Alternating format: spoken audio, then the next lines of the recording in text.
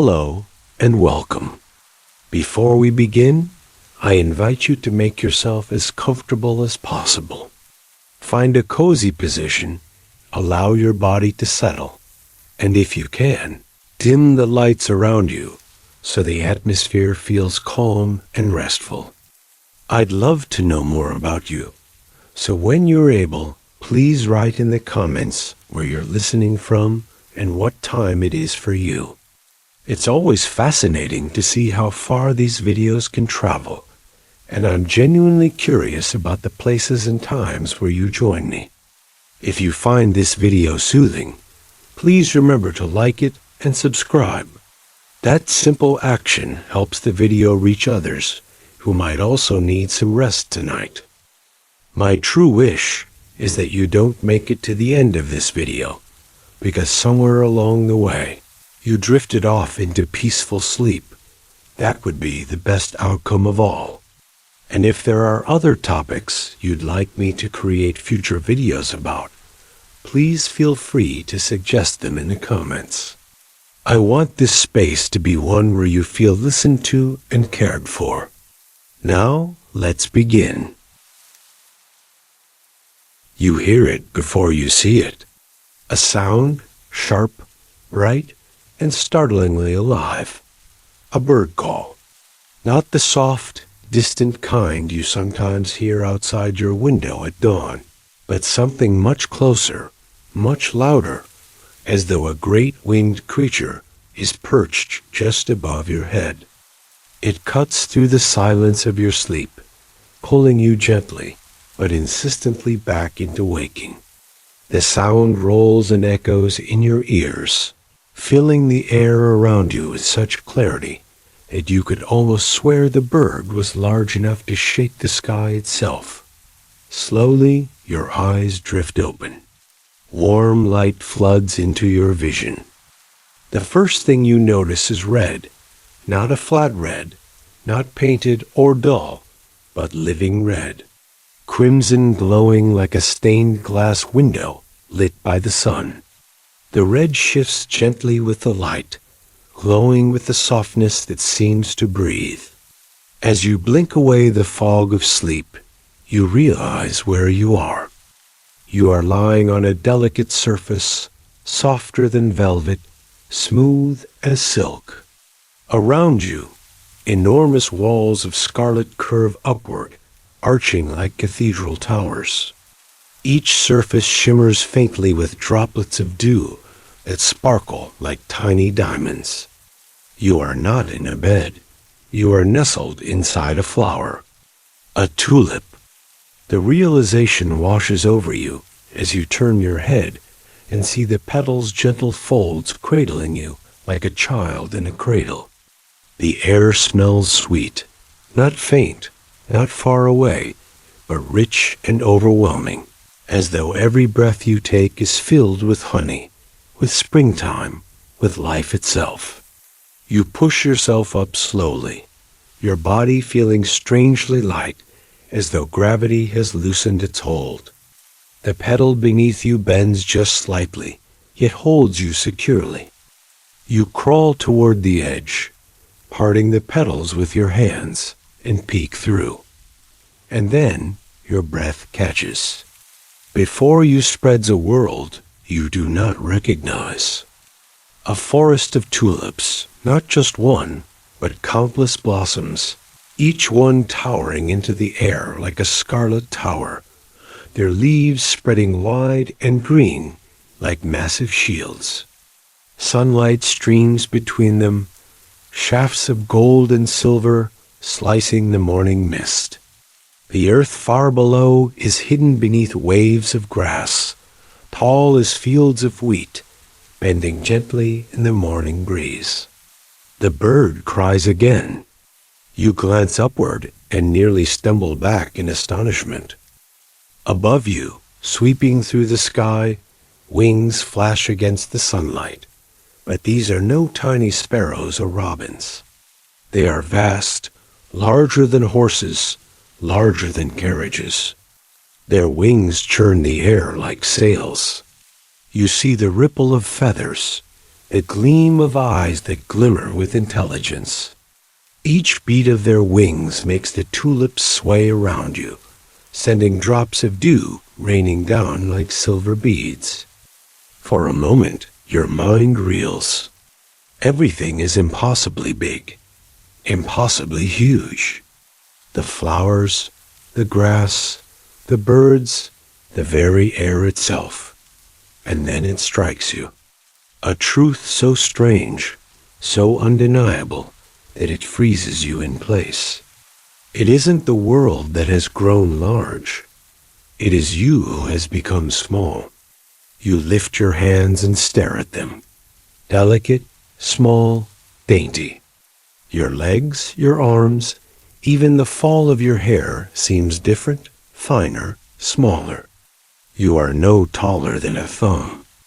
The memory returns to you like a half-forgotten dream, drifting back through the haze of sleep. A name, a whisper, a story you have heard but never lived. Thumbelina. The name shimmers in your mind like a thread of light, and in that moment you understand. This is not someone else's tale. This is yours. You are Thumbelina. You, the tiny girl born from a flower. You, the child who fits into the palm of a hand. You, who has awakened in a tulip cradle, surrounded by a world that now towers over you. The breeze brushes across your skin, cool and sweet, carrying the scent of blossoms and damp earth. A droplet of dew slides down a petal and lands softly beside you, gleaming like a crystal orb, larger than your head. You lean close and see your reflection, small, delicate, with eyes wide in wonder. It is real.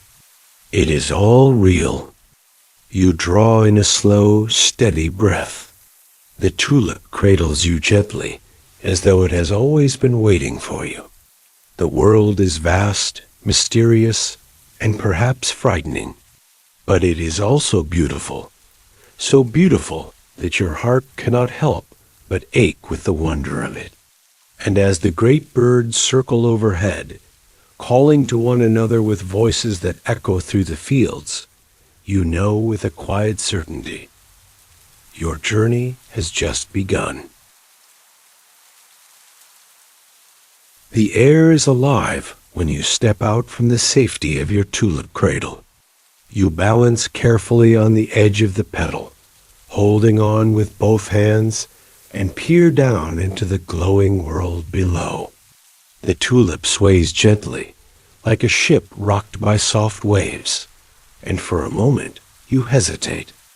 The stalk stretches beneath you, thick as a column, green and slick with dew. Far below, its leaves unfurl like broad wings, and beyond them lies the vastness of the tulip field. Each flower glimmers like a scarlet lantern, each leaf a shining emerald blade. And then, with a sudden, mischievous smile tugging at your lips, you decide.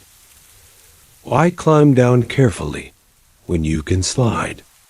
You wrap your tiny arms and legs around the tulip stalk, your body pressed against the cool, smooth surface. The dew makes it slippery, almost like polished glass, and as you loosen your grip, you feel yourself begin to move. At first it's slow, a cautious glide, but then the stalk curves slightly, and suddenly you are rushing downward, faster and faster, your hair streaming behind you, laughter bubbling out of your chest. The tulip's leaves blur as you pass, the world a streak of green and red and light. You cannot help it. You laugh aloud, a sound small and bright in the vast garden, carried on the wind like a silver bell. It feels like flying, like falling, like freedom itself. You slide and spin, and finally tumble into the soft grass below, landing with a gentle bounce on a cushion of moss. The world is enormous down here. The grass blades rise above you like walls, their tips swaying against the sky. Flowers lean in close, their petals curving like sails, their centers glowing with pollen that drifts through the air in golden clouds. A drop of dew rolls down a leaf and splashes beside you, soaking into the moss. It sighs like a spilled bucket of water. You take a deep breath, and the air hums with life. Tiny wings buzz nearby. No, not tiny at all. Not to you now. A honeybee drifts past, its body glinting in stripes of black and gold. Its wings hum so loudly, you can feel the vibration in your chest. You step back instinctively, heart racing. The bee turns its head toward you, curious, and for a moment you fear it might sting.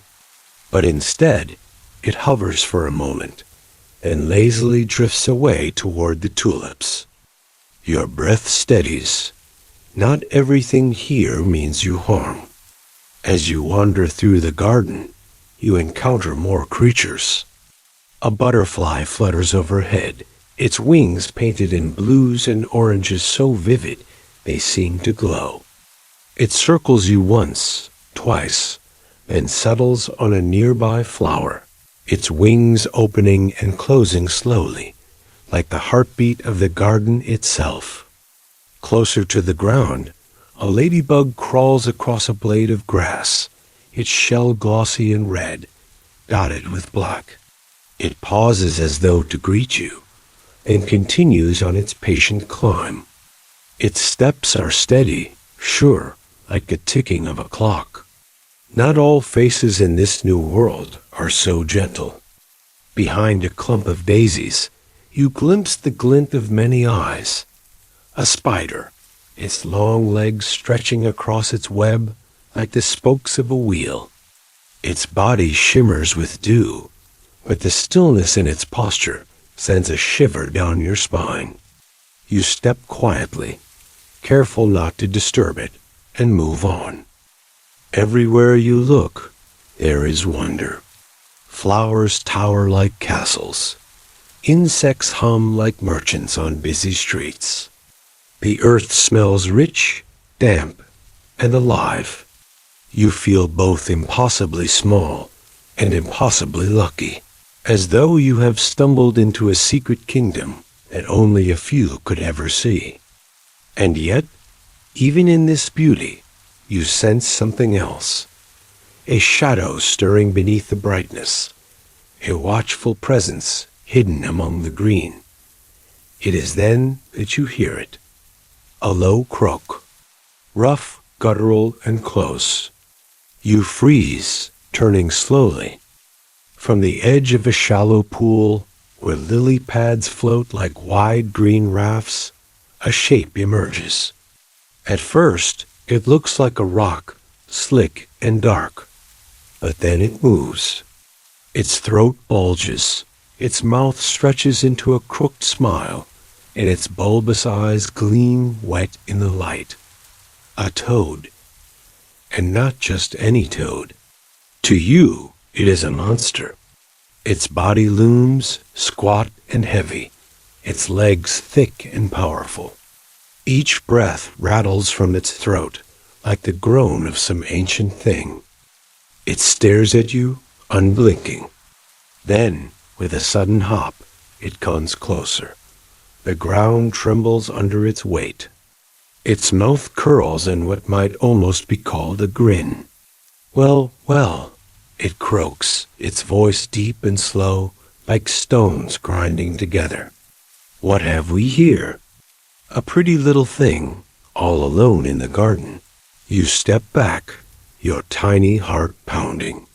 The toad licks its wide mouth with a slick, pink tongue.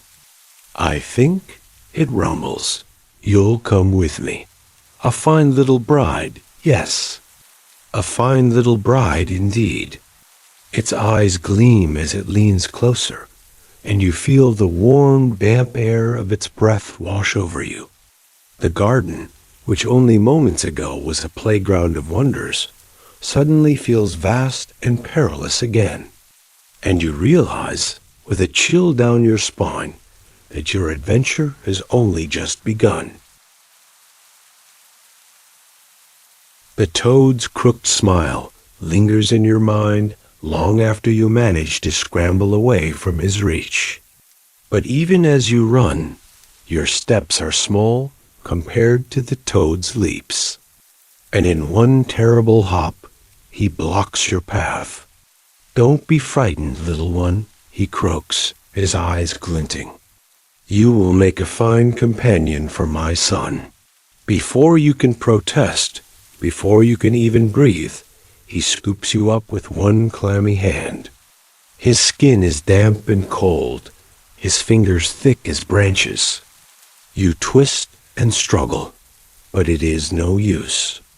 With a grunt, the toad carries you to the pond's edge and sets you down upon a broad lily pad. The pad dips under your weight, swaying gently upon the water's surface. The toad pats it once, satisfied, then pushes it away from the shore with one powerful leap. The lily pad rocks, drifts, and then catches the current. You cry out, but no one hears. The shore recedes. The garden of tulips becomes a blur of red and green. Soon, all you can see is the river stretching out before you, endless, shimmering, alive. The current takes hold. The lily pad glides smoothly at first, almost gently, as though the river means to cradle you. The water gurgles and murmurs beneath you, a lullaby of ripples. You clutch the slick surface of the leaf, your fingers trembling. Above, dragonflies dart back and forth, their wings glistening like shards of glass in the sunlight. They hover close, curious, their bright eyes fixed on you. For a moment, you wonder if they might help, but they only buzz and circle, darting ahead like scouts racing to some unseen destination. Beneath you, shadows stir. The water darkens. You lean over the edge and gasp. Fish. Their scales gleam like silver coins, flashing in and out of the sunlight. They circle beneath the lily pad, darting closer and closer. One rises and nibbles at the edge of the pad, tearing a tiny bite into the green. Another nudges the underside, making the whole leaf wobble precariously. You scramble back toward the center of the lily pad, clutching your knees to your chest. The fish dart again, their mouths opening and closing in small, hungry O shapes. You can feel their curiosity, their intent. They are not vicious, but they are creatures of appetite, and you are so very small. A breeze stirs. The lily pad spins. You feel helpless, adrift, a leaf in the hands of the river. And yet, the river is not cruel. There are moments of wonder, even here. Dragonflies land on tall reeds, wings glimmering like jewels. Sunlight dances across the rippling water, painting it with gold. You see a water strider skate across the surface, moving so lightly it seems to defy gravity. The river sings its song, low and endless, and you realize that even though you are frightened, you are also part of its story now. But still, the fish circle closer, just when the edge of the lily pad begins to fray under their nibbling. A sudden splash startles them away. A frog, smaller than the toad, greener, quicker, leaps onto a nearby reed. It croaks loudly as though scolding the fish. Then it turns its bright eyes toward you. The frog tilts its head, studies you, and then with a gentle ribbit, it leaps onto your lily pad. The pad dips dangerously, water splashing against your feet, but the frog steadies it with his weight. He croaks again, softer this time, and nudges the lily pad toward the calmer waters at the edge of the stream.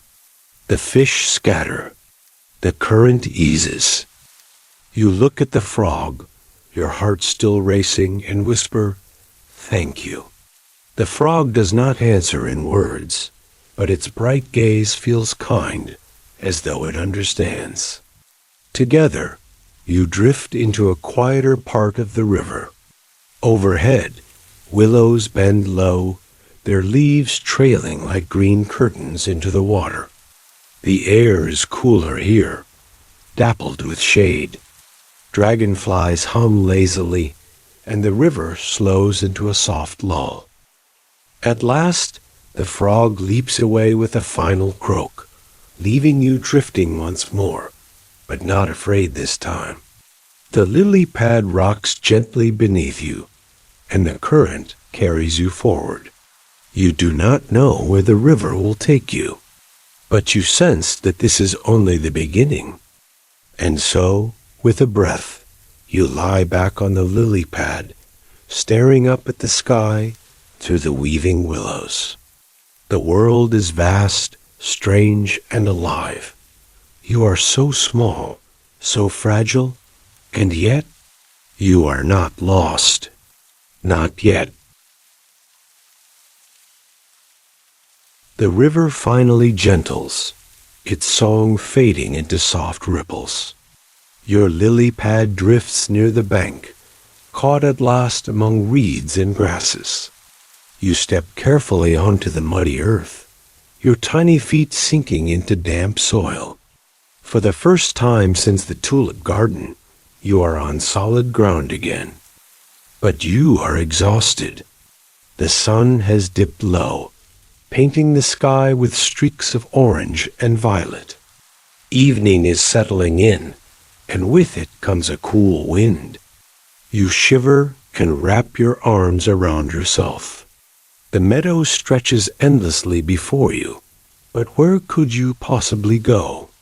That is when you hear it, a faint rustling nearby, followed by a squeaky voice. Well, well, who's this wandering so late in the day? You turn, startled, and see a small gray mouse peeking out from a hole at the base of a grassy mound. Her whiskers twitch as she studies you, and though her voice is brisk, her black eyes are kind. You'll catch your death of cold out here, she says. Come inside, child. Come into my burrow. You look like you could use a bite to eat. Your heart leaps with relief. Gratefully, you follow the mouse into the little tunnel. It is narrow, the earth brushing against your arms, but soon it opens into a warm chamber underground. At once you are wrapped in the scent of earth, grain, and dried herbs. Tiny shelves carved into the walls hold neat bundles of wheat and corn. A small lamp made of firefly glow flickers softly, bathing the room in golden light. This is my home, the mouse declares proudly, bustling about. Not grand, but it is safe and warm. Sit there, sit, sit. You perch on a cushion of dried moss. She places before you a dish of crumbs, nuts, and dried berries. Never has food seemed so precious. You eat slowly, gratefully, the sweetness of the berries easing the tightness in your chest. The mouse clucks approvingly. Poor dear. Out alone, and so small. You'll stay with me through the winter, won't you? It's far too dangerous out there. Wolves, owls, frost. No, no, better you stay. I'll keep you safe. You nod, gratitude swelling in your heart. Yet, as the mouse speaks, you notice something. The burrow has no windows, no open door to the meadow, no sky above. The earth walls press in close, warm, but heavy. Safe, yes, but also confining. Night after night, you curl upon your mossy bed, listening to the muffled silence of the underground. You are safe, yet you dream of wide skies, of flowers and sunlight. You cannot shake the feeling that the burrow is both haven and prison. One evening, the mouse bustles in with unusual excitement. Her whiskers twitch faster than ever. "We have a guest tonight," she announces. "A very important one." You look up in surprise. He is wealthy, learned, and respectable, the mouse continues. And perhaps, if you are fortunate, he will take a liking to you. Then you need never worry about food or shelter again. Before you can ask more, you hear the heavy scrape of claws against earth. A shadow darkens the tunnel entrance. The mole arrives. He is large, his fur sleek and black, his movements slow but deliberate. His eyes are nearly blind, small slits that hardly open. He bows stiffly, his claws scraping against the floor as though testing it. The mouse beams with pride. This is our neighbor, the mole. He has grand tunnels and more grain than he can eat in 10 lifetimes. A fine match, don't you think? The mole turns toward you. Though his gaze is dim, it feels as though he sees through you all the same. A delicate little creature, he says in a voice deep and gravelly. Too delicate for the cruel world above. Better to live safe in the dark. I should like to have you in my home. Your heart tightens. The mouse looks delighted, nodding vigorously. Yes, yes. Imagine it. No hunger, no cold, no danger. What more could you want, child? But your own heart whispers otherwise. Yes, the burrow is warm. Yes, the food is plentiful. But what of the flowers, the sunshine, the open air? What of freedom? You bow politely, but inside, dread coils like a knot. You cannot imagine spending your days underground, never to feel sunlight again. And yet, you are too small, too fragile, to protest. So you smile faintly, though your chest feels heavy. The mouse pours barley tea into tiny cups. The mole speaks of his tunnels, his wealth, his plans. The mouse nods approvingly at every word. And you sit quietly, torn between gratitude for their kindness and the terrible weight of the future they seem to be choosing for you. The firefly lamp flickers. The earth walls seem to press closer. And in that moment, you realize safety can be its own kind of cage. Days pass underground. The mouse is kind in her brisk way, always bustling with chores, always reminding you how fortunate you are. The mole comes often now, bringing gifts of grain and roots, each visit heavier with unspoken expectation. But your heart aches. The sunlight, the garden, even the sound of wind rustling the tall grass. They feel like distant dreams. At night, you curl up on your bed of moss and whisper to yourself, there must be more than this. One day, while following the mouse through a side passage, you stumble upon a narrow tunnel you have never seen before. The air is cooler here, touched faintly with the scent of open fields above. And then you hear it, a soft, trembling sound, a faint flutter.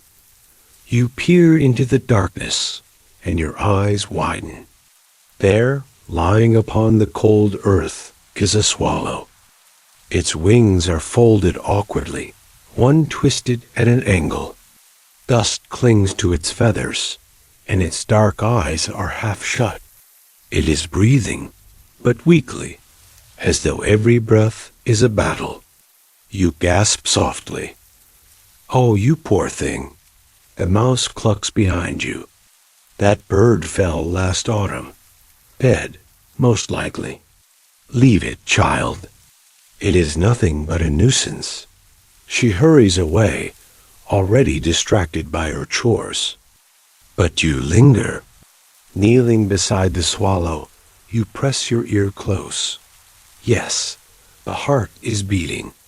Slow, faint, but steady.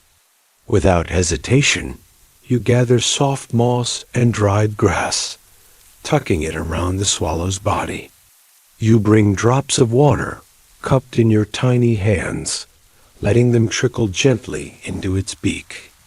Day after day, in secret, you return. You hum lullabies to the wounded bird. You feed it crumbs from your meals, share the sweetest berries, and stroke its feathers with gentle care. Slowly, the swallow's eyes brighten. Its wings twitch. Its head lifts. One night, as you lay curled beside it, the swallow speaks, not in words, but in a voice your heart understands. Little one, you have given me back my life. You smile through tears. I only did what I could. You belong in the sky, not on the ground. The swallow's wing trembles, stronger now. And you, little one, you do not belong in the dark. Your chest tightens. No one has said it aloud before, yet the swallow's words echo the longing in your heart. Weeks pass, and the swallow heals. One morning, as you lay out a few seeds, it stretches its wings wide. For the first time, they lift, stirring the air in the tunnel. I am ready, the swallow says. I must return to the open skies. Your heart swells with joy and sorrow all at once. Then fly, my friend, fly where you belong. But the swallow does not leave at once. It studies you with keen, glistening eyes. And you? Will you remain here in the dark earth when your heart beats for the sun? You fall silent. The image of the mole's shadow fills your mind, the slow scrape of his claws, the weight of his promises. Safety? Yes, but no light, no freedom. The swallow steps closer, lowering its wing. Come with me. Cling to my feathers. I will carry you beyond these tunnels, beyond the cold, beyond the fate they plan for you. Your hands tremble. The thought is terrifying. The wind, the height, the unknown. Yet your soul leaps with yearning. The mouse calls from the main chamber, her voice sharp, summoning you back. The choice looms heavy in your heart. The swallow's eyes shine like stars in the dark. Trust me, trust the sky. I will not let you fall. You place your hand gently upon its wing. The warmth of its feathers surrounds you, soft and alive. And in that touch, you know, freedom is worth any risk. The air rushes past your face, cool and fragrant, as the swallow carries you up and out of the dark earth. At first you cling tightly, burying your head against its feathers, afraid of the dizzying heights. But soon you dare to open your eyes, and oh, what a sight awaits you. The world stretches endlessly below, fields like golden quilts, rivers like ribbons of silver, forests like emerald seas. The wind sings in your ears, not harsh, but soft and buoyant, as though carrying you with its invisible hands. The swallow glides effortlessly, wings slicing the air with strength and grace. For the first time in what feels like forever, you are free. Hours blur into moments. The sun warms your skin.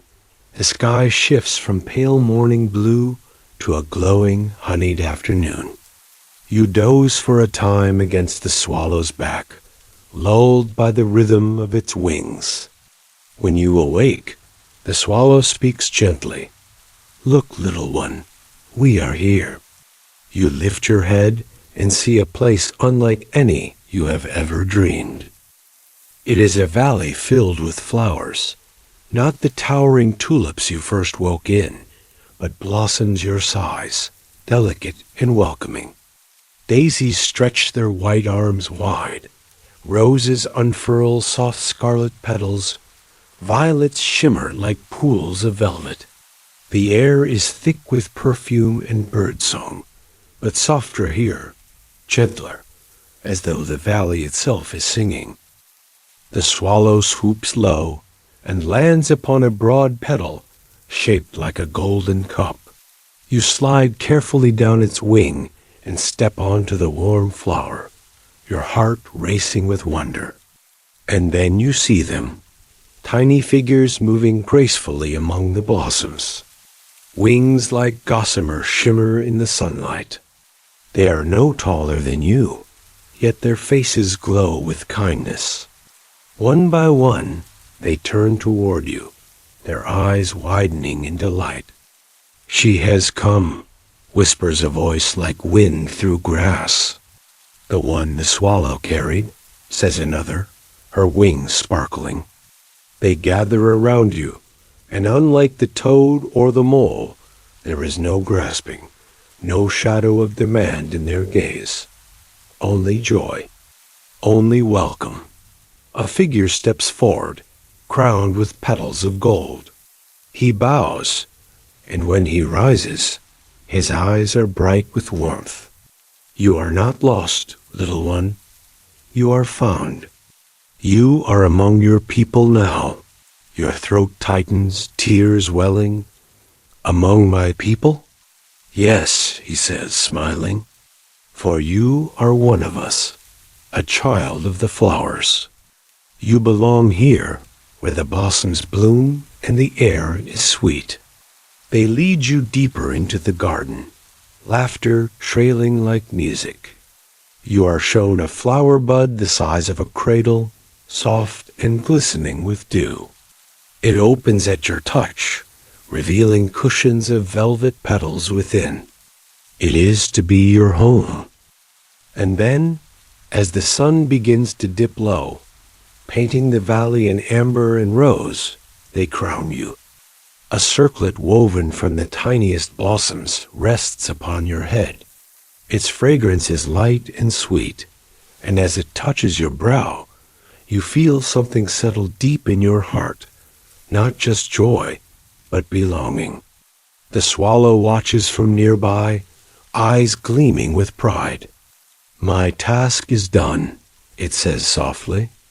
You are safe. You are loved. Remember me when you see the sky. You run to the bird and press your cheek to its feathers. I will never forget you. With one final powerful sweep of its wings, the swallow rises into the air, circling once before vanishing into the horizon. You watch until it is only a speck, then gone. But you are not lonely. All around you, the flower folk sing, a soft, lilting song that seems to weave itself into the breeze, into your very heartbeat. As the stars begin to glimmer above, you curl inside your blossom bed. The petals close around you like a gentle embrace, warm and safe. You whisper to yourself, I am home. And with the lullaby of the valley echoing softly in your ears, you drift into the deepest, most peaceful sleep.